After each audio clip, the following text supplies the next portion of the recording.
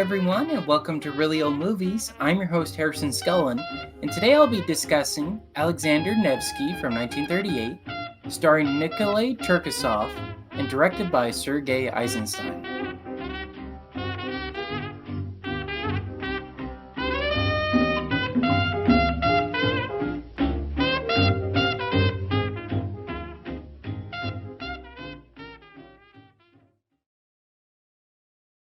All right, some essential movie details about Alexander Nevsky from 1938. Joseph Stalin wanted this film to be a propaganda tool to warn the Soviet citizens to be wary of German aggression, as this came out before the start of World War II. However, it was rejected at first due to it being too anti-German, as it came out shortly before the Soviet-German Non-Aggression Pact of 1939 was signed. In 1941, the peace was broken and Stalin reportedly demanded that this film be shown in every Soviet movie theater as a rallying cry against the invasion. All right, so those are the behind-the-scenes details about this film. Now I'll get into my thoughts on the plot. So the plot, I gave it 3 out of 5.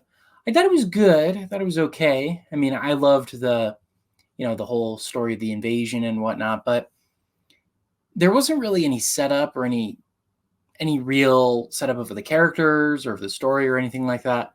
In fact, we never really see why Alexander Nevsky is a character we should like or anything like that. Everyone's just like, oh, call in Alexander Nevsky, and then he's already this like heroic character. And if you're not familiar with Russian history like me, I had no idea who he was or anything about that. You'd be kind of lost. So this is definitely not a film of, the history and the life of Alexander Nevsky, more so of what Eisenstein kind of intended for the movie as being a propaganda film. You got the German kingdom coming in and invading the Russian country, right? This is just, again, a propaganda film. This is just a film where Eisenstein and all the other people who worked on this film were more so like, hey, we got to worry about the Germans. I mean, look what they're doing in Europe, right? They're slowly growing and getting bigger, right? And this film came out before the invasion of Poland and all of that stuff happened and the beginning of World War II. So things were definitely getting tense. So I think that's interesting, but because of that, it kind of suffers. There's no real character arc. There's no progression. I mean, we know who the good guy is. We know who the bad guy is, right? Or who the film presents as those. But because it's strictly propaganda, we don't really see like the history or the life or really connect with any of the characters. It really is just, okay, here's the next invasion. Here's the next battle and this and that. There's no real progression or anything like that. So that's why I gave it a 3 out of 5. It's an interesting story, and I'd like to learn more of the history of it. But if you're wanting to see a movie where it tells you who he was or what the history of this era is, you're not going to get it. So those are my thoughts on the plot. All right, so now talking about the acting, I gave that a 3 out of 5 as well. I thought it was good. I mean, you could tell the character or the actors, they look scared and realistic battles for the most part, pretty cool and whatnot. But there was no one really that you connected with. There was no no avatar, if you will, for us to, someone we the audience could relate to and is like, oh, this is who Alexander Nevsky is or the history and whatnot. There wasn't anything like that. It was just like I said, it was just battles happening, no real characters. Even Alexander himself is hardly in the film. He's in like 3 or 4 scenes. He's not in a whole lot, actually. So the acting that is here is okay, but it is in Russian, and so I don't know if any of it is hamming it up or even cheesy acting. It's kind of hard to tell because everyone's so serious and whatnot.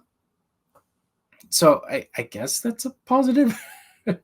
I don't know. I thought it was okay, and like I said, there's no one to really connect to. So that's a hindrance to me, is that there's no one in the audience is like, oh yeah, Alexander Nevsky's my hero or whatever. We don't really see a whole lot of heroic actions. It's just these different battles and whatnot, which were cool, but I digress. It was just all right. Okay, so talking about directing, I gave that a 4 out of 5. I like Sergei Eisenstein. This is the second film I've seen by him. He did Battleship Potemkin. That's an excellent, excellent film. This movie actually kind of reminds me of that one a lot, because that movie, for a similar reason, is a propaganda film.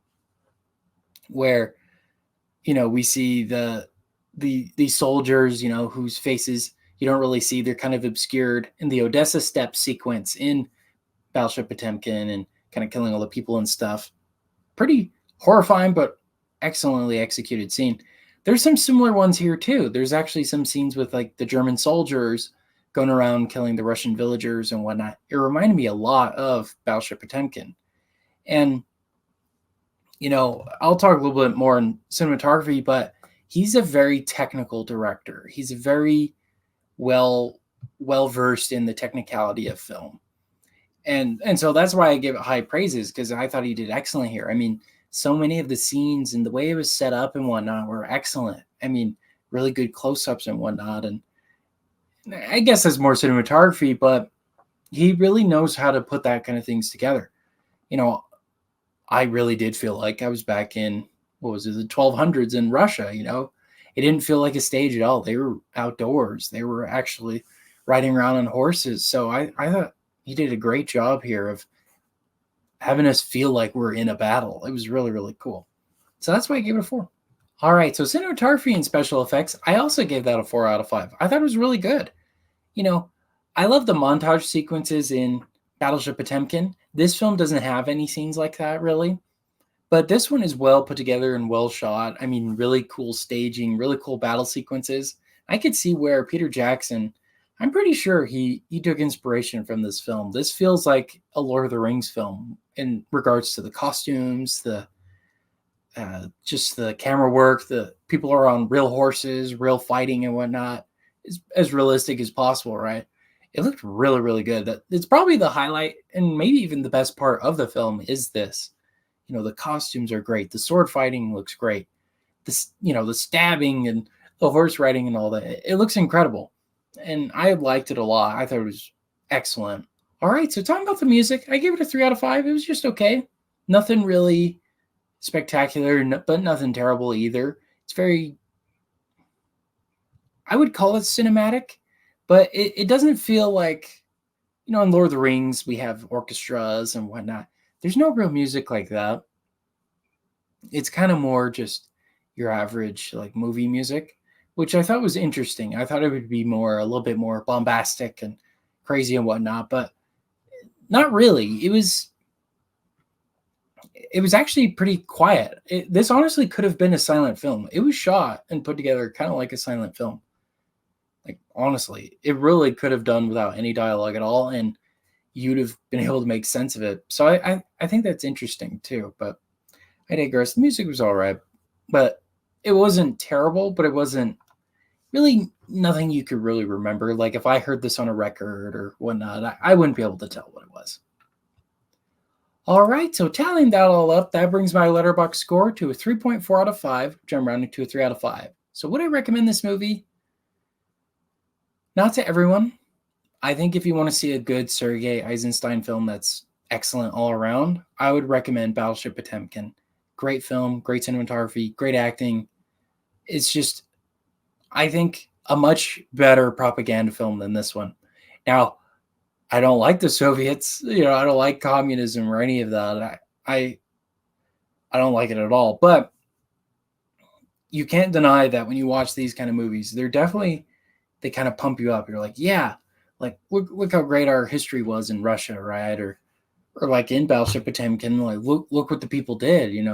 Our government killed innocent people, right? It was crazy. So you can't help but think that Sergei Eisenstein was a great director and really good at capturing and showing how the past is similar to what's happening in the present.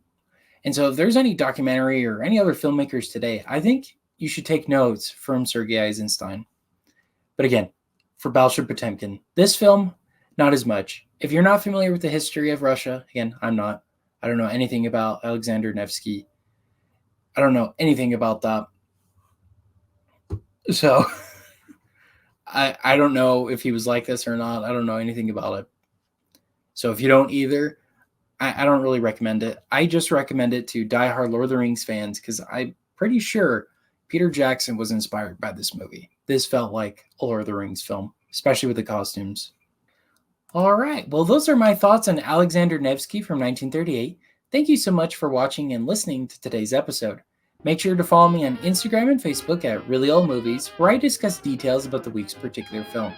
New podcast episodes are released Saturdays at 8 p.m. Pacific Standard Time on Apple Podcasts, Spotify, and Amazon Music, and video versions on YouTube and Rumble Mondays at 7 p.m. Pacific Standard Time.